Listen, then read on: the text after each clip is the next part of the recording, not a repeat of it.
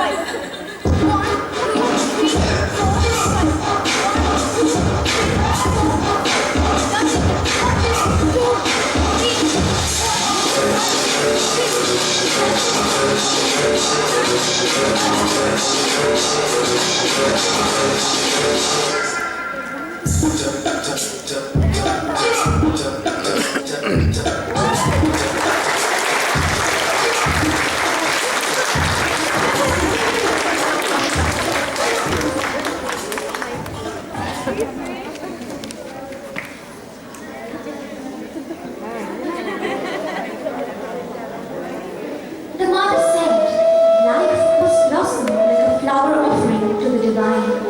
Coming up next is a French presentation, a floral offering to the divine. At the Sri Aurobindo ashram, the mother over time had given spiritual names to nearly 900 flowers, revealing their deepest aspiration. Even though all the significances were given by the mother, Sri Aurobindo's touch is undoubtedly felt, since the spiritual significances of the flowers correspond to its incisive psychological analysis of the different planes of consciousness and parts of our being.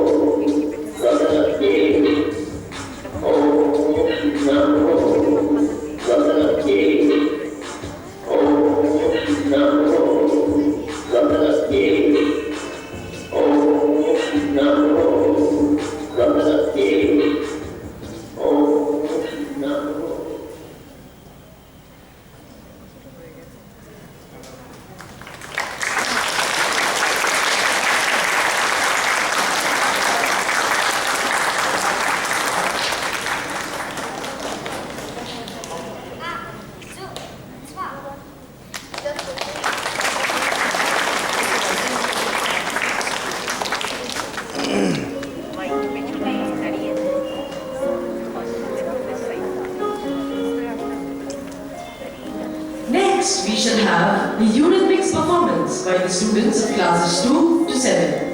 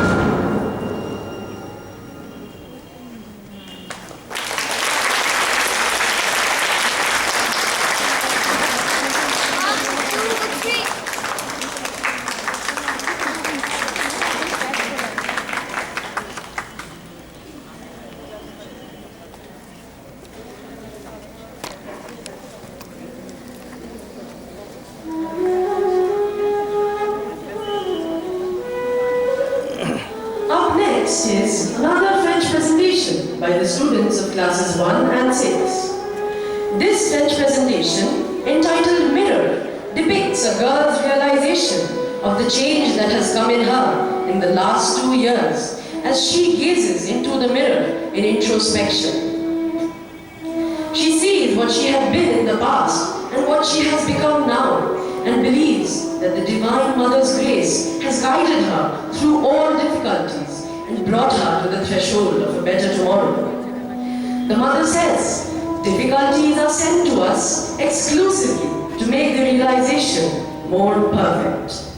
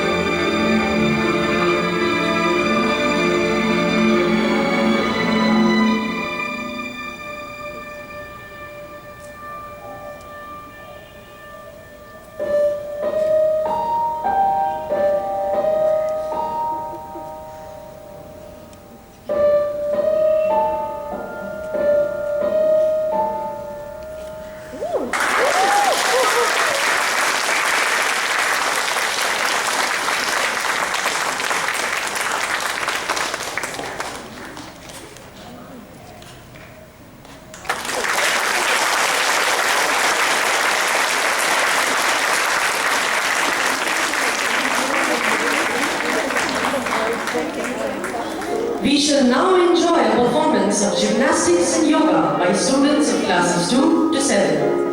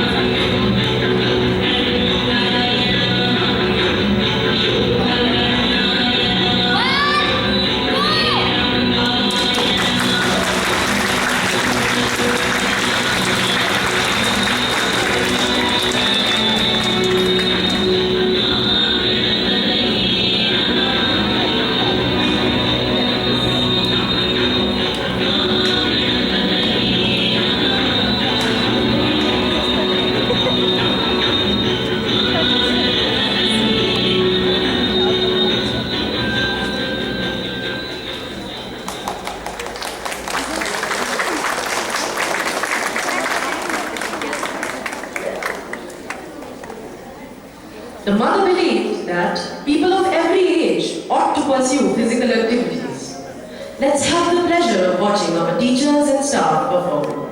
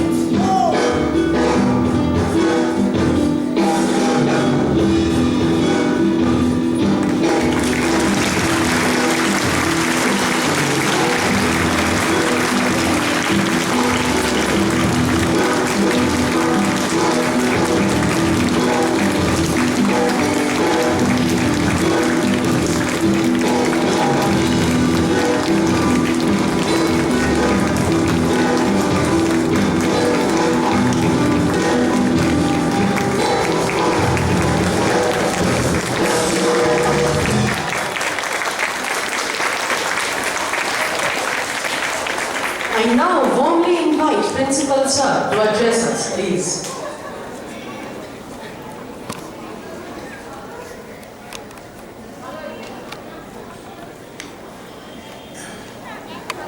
Dear parents, feels so nice to see all of you back in school. Dear students, our life has been so incomplete for the last 2 years. It's lovely to see all of you. Dear teachers, thank you for putting together such a wonderful offering on the Mother's birthday. More special because this is Sri Aurobindo's 150th birth anniversary year, which will end on 15th of August 2022. So without you, dear teachers and staff members, this place would be so empty. You put the offering together. I thank you all on behalf of our sweet mother. I am compelled to remember something which I heard in my childhood. And it's a story about our founder. You know the name. His birthday is on 31st August. We celebrate our school fete.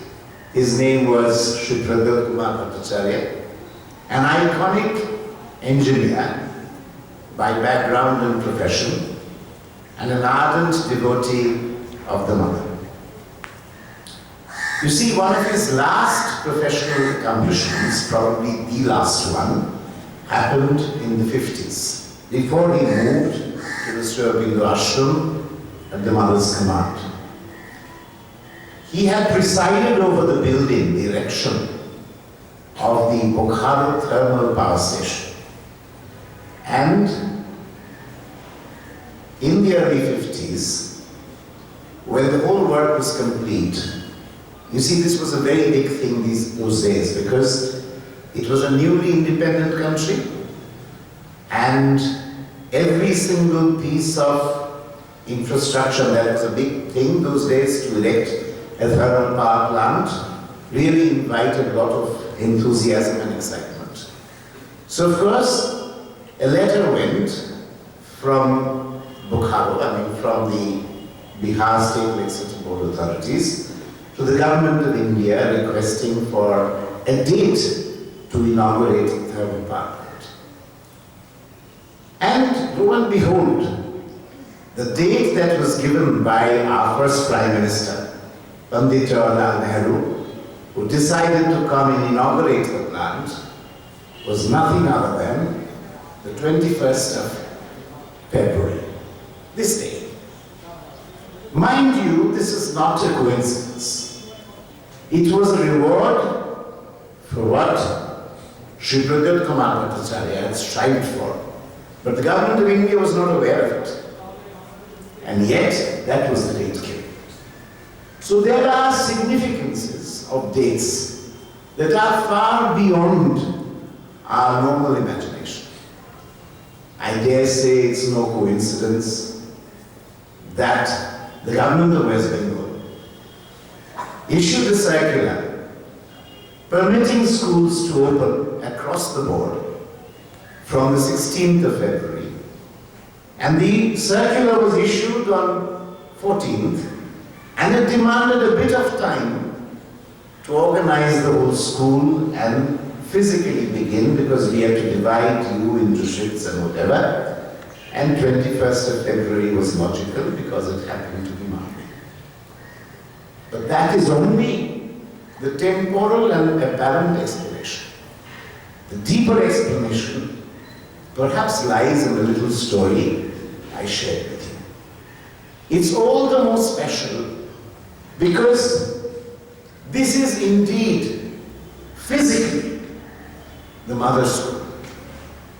That is not a figment of imagination.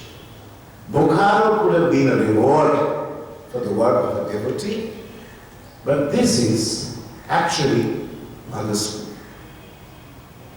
So it's the mother who's welcoming you back, all of you.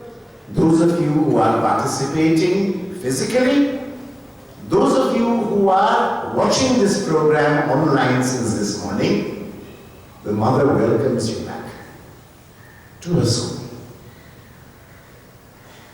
And what is in that welcoming? That welcoming is a sign of assurance. That welcoming is a sign of certitude. As we heard in the program, there will be difficulties, small and big, but we shall overcome. We shall overcome not with our strength. We have very little. Those who indeed climb the tallest mountains are those who know how to depend. Because we are human, we are frail, we are fragile. But when we stand on the rock of faith, the faith that the Mother has given us, then we are invincible.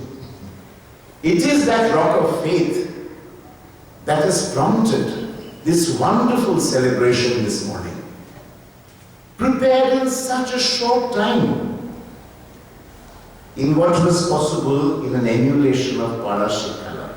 Look at one more coincidence. This would not have been possible in 2 days.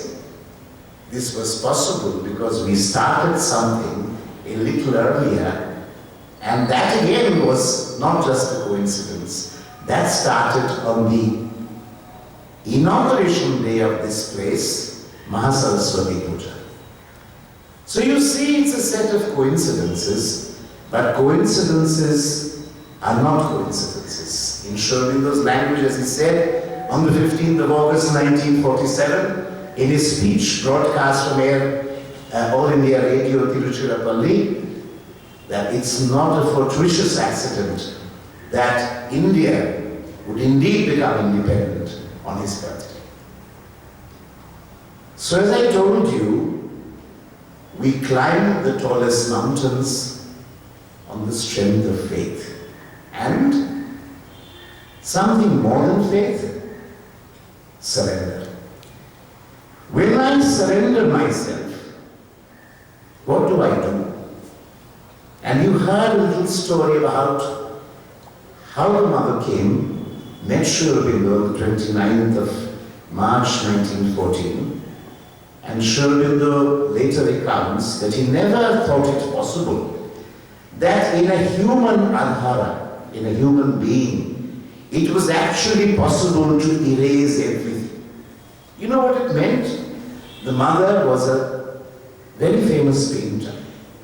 She was a contemporary of Cézanne, and she had exhibited her work in the salons of Paris in turn of century France. She was also an accomplished occultist. She was a great musician. She was the daughter of a banker, a very wealthy banker. She had read the Gita, Vivekananda's Raja Yoga. She had actually also been a close companion of Abdul Baha, the son of Baha'u'llah, who propounded the Baha'i faith. And she ran a set of workshops called the Cosmique in Paris at that point in time, where people delved into the secrets of the universe and how to go beyond. So she was not nothing. Yet, when she came and when she met Sri Aurobindo, she erased all of that like your teachers erase a blackboard, and erased it meticulously in that 1 minute, so that she became a zero. A zero which Sri Aurobindo could then fill in with his light and his force. So that is the beauty. You see, but there lies the message. If we can erase ourselves, and erase doesn't mean that we stop being ourselves, that is when we begin to fulfill ourselves. Because who are we? We are, after all, nothing but the Mother and Sri Aurobindo. You know why? Because the Mother and Sri Aurobindo live in each one of us. Why do they live in each one of us? Because they give us the certitude of the future that wants to be manifested.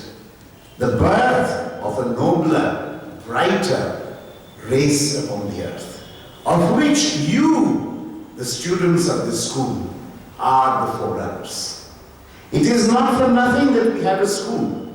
It is to prepare those forerunners of a bright and nobler future that this school exists, and it is not a school. So it is not to run a school to teach history or geography or Bengali or Hindi. That's not why we run a school. We run a school for this very intent, that one day, like from an egg hatches a chicken, from you too will be reborn the mothers in her plenitude. You see, because the mother, we celebrate her 144th physical advent on earth. But we also know, as was said, the mother is consciousness. And Sri Aurobindo has assured us that he will be with us, and the mother has assured us that she will be with us until their work is accomplished. When we surrender, when we have faith, that is when we become from nothing to everything. These are probably very, very big words for you, and I know that. But as many of our alumni, and we have one here today who made possible this wonderful show, Eurythmics, thank you very much, and we've just started with our children. It is one community. Our children, our parents, past and present, our teachers, our members of staff, I dare say our alumni and their families form that wonderful community along with the mother and Sri Aurobindo that is moving this world to a greater realization.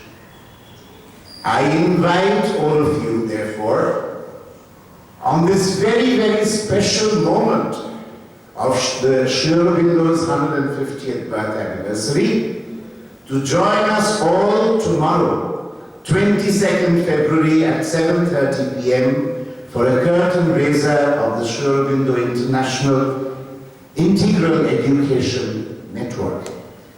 The YouTube link has either been shared with you or will be shared with you. Has it been shared? Sorry? It has been shared. So I invite everybody, all parents, all children, everybody, all alumni, everybody connected to us. We are one family, whether it is Sri Aurobindo Ashram in Pondicherry, whether it is Auroville next to Pondicherry, whether it is Sri Aurobindo Ashram Delhi branch, whether it is a network of centers across the world that somehow are connected to Sri Aurobindo, 150 centers connected to the work of Sri Aurobindo will come together tomorrow, 22nd February 2022, to pay tribute, and it will be a curtain raiser for this integral education network. So you belong to that family, dear students. It is not by accident that you are students of this school. It is because the mother wanted you that you are here. You see, Sri Aurobindo said something very famously. He who chooses the divine is chosen by the divine. So you are all chosen. You might or might not know. It is your soul that decided to come here. Whether you are students or teachers or parents or alumni or members of staff of this wonderful institution, it is because in your deepest aspiration, in some life or the other, that you wanted to be with the mother, that you are here today. So, it is in honor of that that we have this wonderful celebration today, and I welcome you all once again back to Mother's School. Thank you very much. Victoire la douce mère. Dear parents, you too. Victoire la douce mère. Victoire la douce mère. Bande Mataram. Vande Mataram. Bande Vande Mataram. Om Namo Bhagavate Sri Aurobindo. Om Namo Bhagavate Sri Aurobindo. Om Sri Aurobindo Sharanam Mama. Sri Aurobindo Sharanam Mama. Sri Aurobindo Sharanam Mama. Om Shanti. Om Shanti. Om Shanti. Om.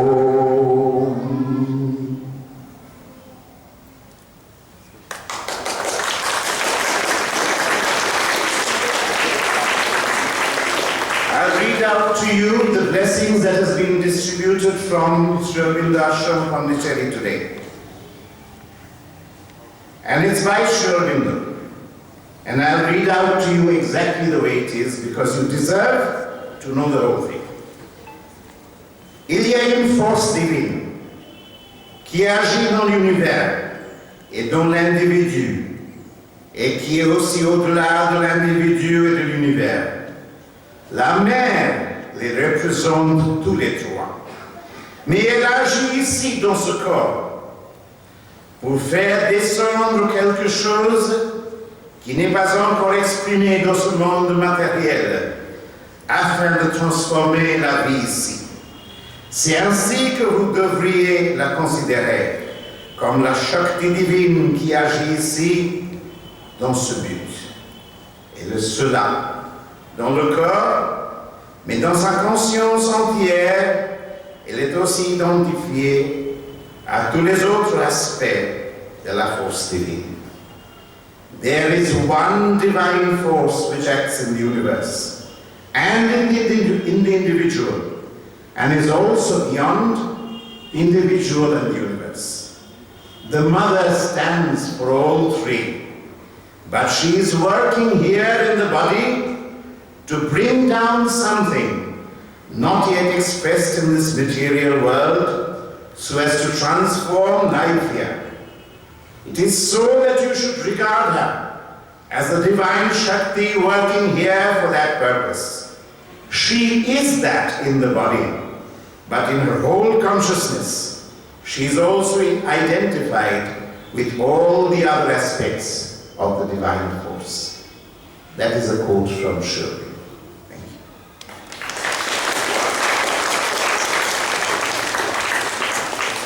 Thank you, sir, for enlightening us with your profound words. We should now sing the Vande Mataram.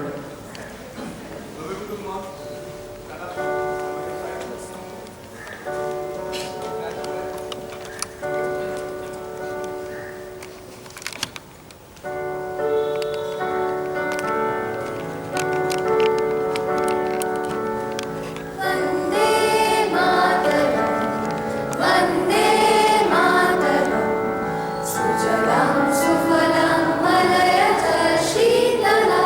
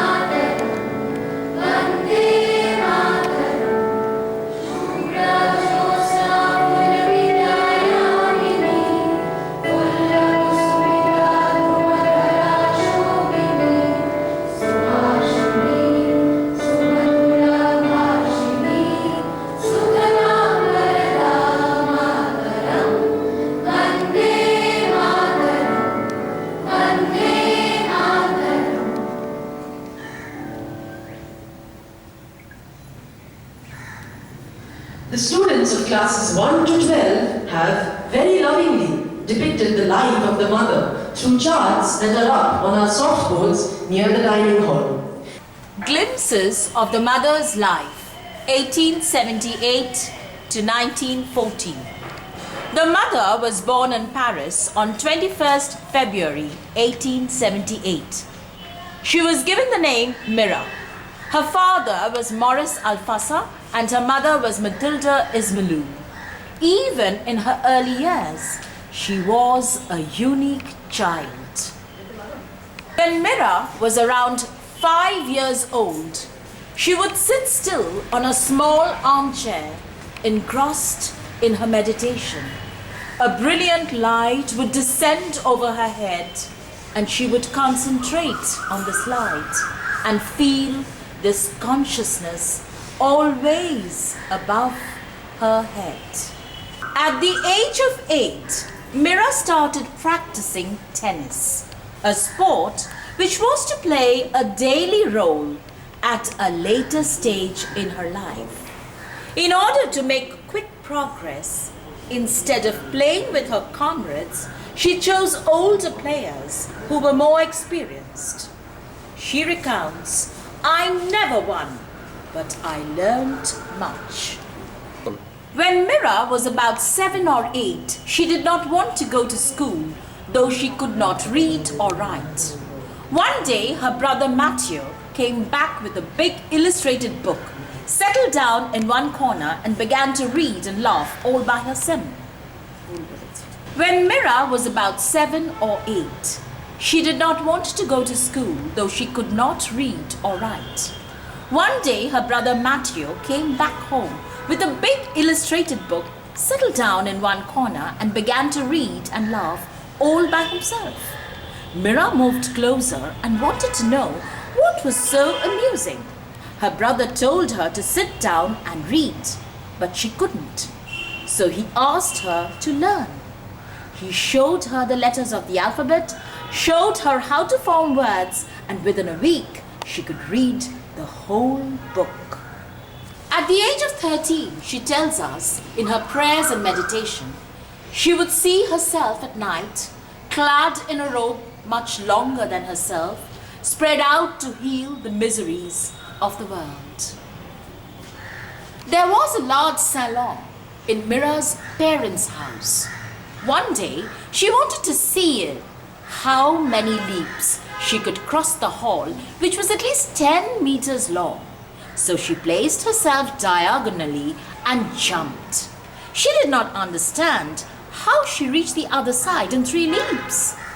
Each time she was in the air, she felt something was carrying her and then putting her down a little further. At the age of about 12, Mira would go on lonely walks in the forest of Fontainebleau near Paris. There were trees that were even 2,000 years old. She would sit quietly under a tree, going deep into meditation. She often felt a close intimacy with those trees that gave her great joy. Even birds and squirrels from them would come down very close to her playfully. Between 11 and 13, Mira had a series of psychic and spiritual experiences which revealed to her not only the existence of God, but her possibility of uniting with Him, of manifesting Him upon the earth in a life divine. Practical discipline for its fulfillment was given to her during her body's sleep by several teachers. The spiritual and psychic relation with one of these beings became more clear and frequent. Though Mira knew little of Indian philosophies and religions then, she was led to call him Krishna. Between the age of 18 and 20, Mira had attained a conscious and constant union with the Divine Presence. A little later, Vivekananda's Raja Yoga came to her hands. The book could explain to her something in a few months, which would have perhaps taken years to do. Around the age of 21 or 22, Mira met an Indian who spoke to her about the Gita. He said, read the Gita and take Krishna as the symbol of the immanent God. Well, in a month, the whole work was done. In 1905, the mother met Max Thion. The next 2 years, she made trips to Tlemcen in Algeria to study occultism with the Thions. On the very first day, she told Thion, "My psychic being governs me. I am afraid of nothing." Her writing about that period describes how she was able to exercise control over subtle phenomena, have a spontaneous awareness of dangers, and do conscious work during her sleep at night.